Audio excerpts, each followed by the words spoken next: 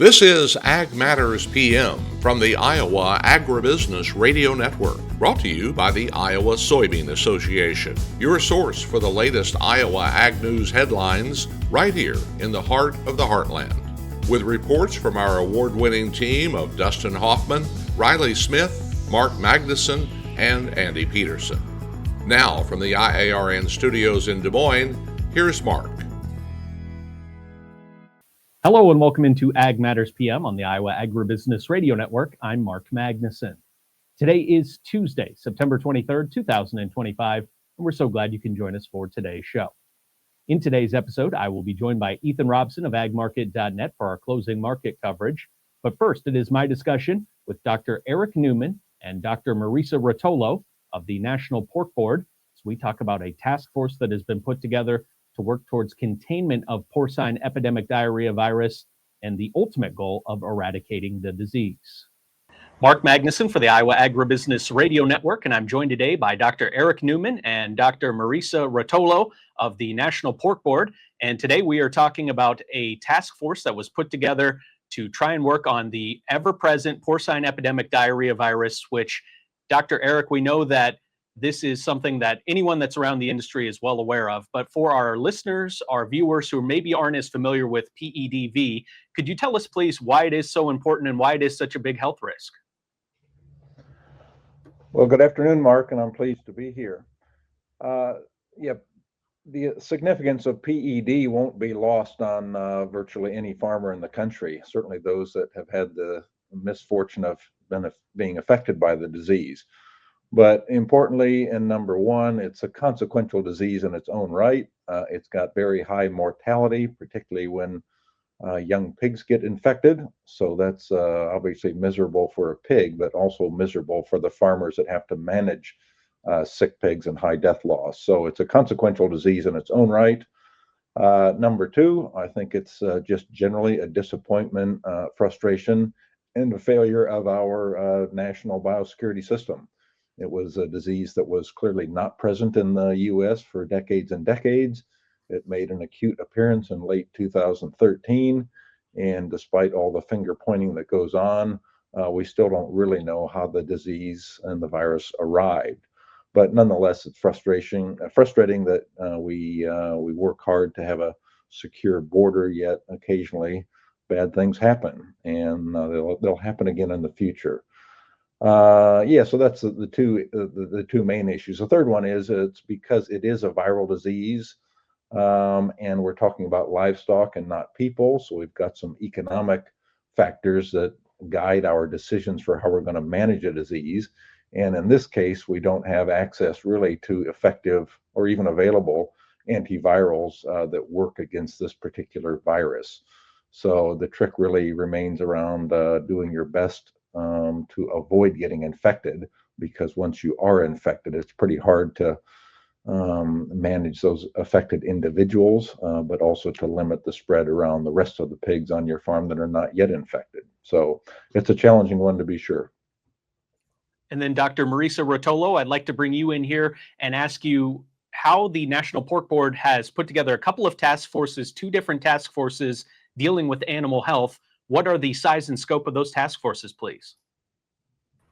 All right, so there are two task forces that I want to talk to today. There is the National Pork Board Swine Disease Research Task Force, and that's a group of about 30 or so individuals made up of producers, veterinarians, subject matter experts, and academia.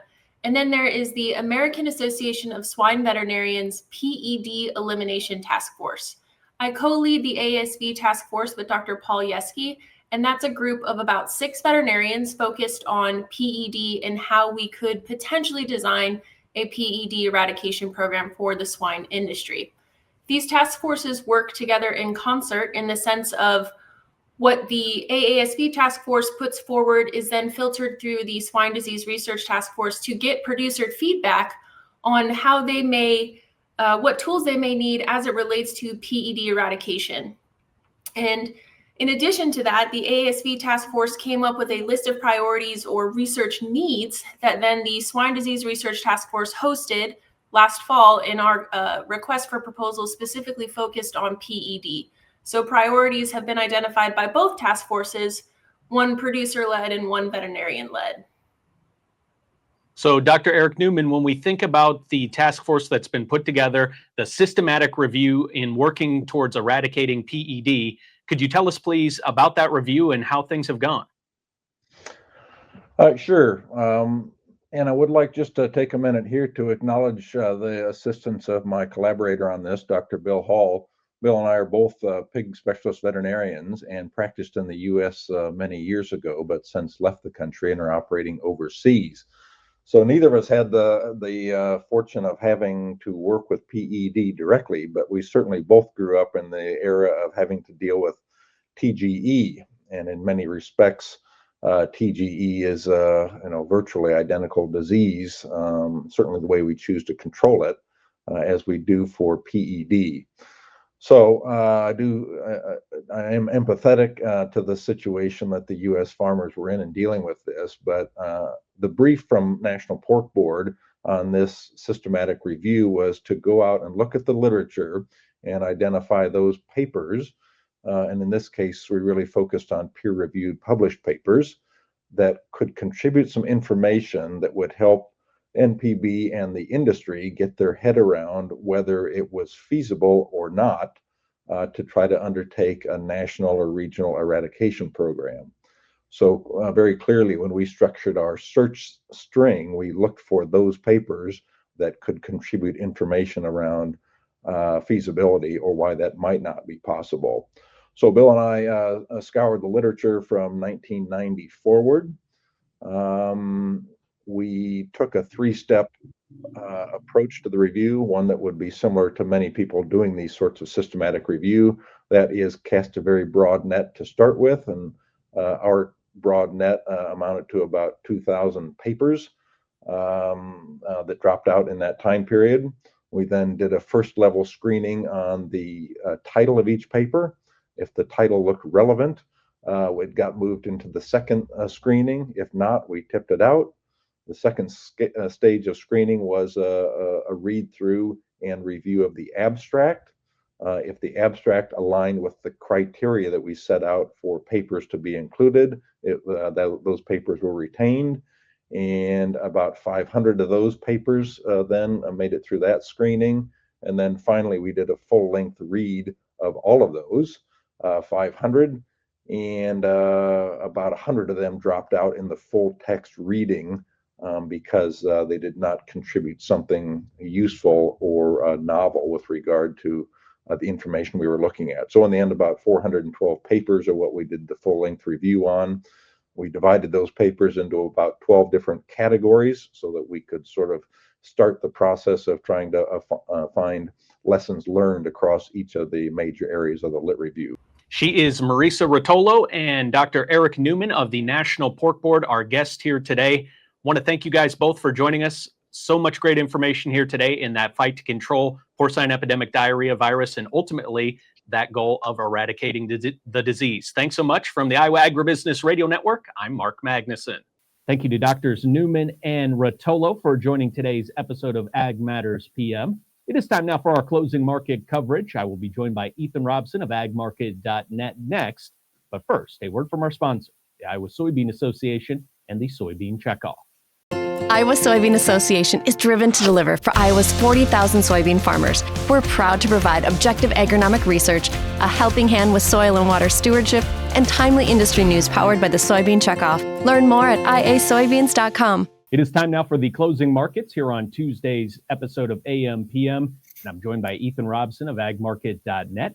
Ethan, what did we see taking place in the trade in the grains today? Yeah, some green on the screen for the grains today, which was good to see. Had D's corn up 4 at 425 3/4. November soybeans trading both sides of the red and the green today, trading up 2 at 10.12.5. Wheat market, good day, bounced back from contract lows into Chicago, up 10 at 520 3/4. So yesterday we kind of got the double whammy of negative news because there was the announcement out of Argentina about helping Argentina farmers to move some of its grain. And it sounds like China maybe took advantage of that. And then the announcement of, I guess, no announcement with the talks between the United States and China. So today, did we just see a little bit of a bounce back from those stories, Ethan? I definitely think so. You had November soybeans trading in the red, and the whole bean market itself trading in the red for most of the day, and then clawed its way back in the later hours. November soybeans hit 10.05 and then found some support there. Trade felt like that was cheap enough for the time being, and so far it got November soybeans up. And so main story remains that China, like you said, remains absent from U.S. soybean markets. News out today that China bought anywhere from 10 to 15, possibly more, soybean cargoes from Argentina. So that continues to dwindle U.S. soybeans potentially to China. So the trade continues to anxiously watch to see if and when, and it's a big if China buys into U.S. soybeans. Ethan, last time you were on, we had a discussion about some of the yields we're seeing here out of the United States through harvest so far. Mentioned that high variability on the corn side, especially for what we're seeing for yields. Has that been the case so far with the early returns on soybeans as well? Absolutely, yeah. It's been a big variety, big difference. And when the soybeans were planted, March, April, haven't gotten any May stuff, have not heard many yield reports about the May soybeans, just a bit too soon with that. But soybeans, even on our farm and the neighbors and just all the yield reports we're seeing, been very, very different yields coming out. Just depends where you got the rainfalls and which ones didn't. Let's go over to the other side of the ag marketplace now on the livestock side. How did cattle and hogs trade today? Yeah, so mixed bag on the livestocks. You got live cattle down $1.47 at $238.75. Feeder cattle was up, so that was good to see. Live cattle and feeder both traded above the 10 and 20-day moving average. So that was good from a technical perspective. Trade continues to talk about the Mexico-U.S. southern border and New World screwworm. Talks yesterday was that there's a case 70 miles from the U.S. border, and so that had the trade up as well. And so it's something the cattle markets can continue to trade for the time being. And that is certainly a situation we're keeping our eyes on, trying to learn all about that situation with New World screwworm and what that means for the border. And potentially sounds like going to be closed here for the foreseeable future until things settle down and get that infestation under control. He is Ethan Robson of agmarket.net. Ethan, what's the best way for our viewers to get in touch for more marketing information? Yeah, visit us online, agmarket.net. Try our Intel out or our MyFarm software. Give us a call here in Bloomington Normal at 1-800-779-1515. Ethan, thanks so much for the time. Always appreciate it. And stay safe out there as you continue to work out in the harvest field. I know you guys have been very busy. Thank you for your time. Yep, thank you. Thank you to Ethan Robson of agmarket.net. He's staying busy out there driving a grain cart, helping out on his family's farming operation. Let's take a look at the closing numbers. You can find that information anytime under the markets tab of our website at iowaagnet.com. December corn closes up 4.5 cents at $4.26 1/4. November soybeans up a penny at $10.12 even. October soybean meal down $3.80 at $2.75.10. October soybean oil up 18 cents at $49.35. Chicago wheat up 9 3/4 at $5.20 1/2. Minneapolis wheat up 4 cents at $5.68. Kansas City hard red wheat up 9 1/4 at $5.11 1/2. December oats down 1 1/2 at $3.08 1/2. On the Merc, October live cattle down $1.55 at $235.60. October feeder cattle up 78 cents at $362.13. October lean hogs up $1.73 at $100.53. October pork cutout up 55 cents at $104.45. Class 3 milk up 31 cents at $17.17. That wraps up our closing market coverage for this Tuesday and brings us to the end of today's show. You can find all of our content on our website at iowaagnet.com. Don't forget as well to subscribe to our YouTube channel and follow us on social media at Facebook and X.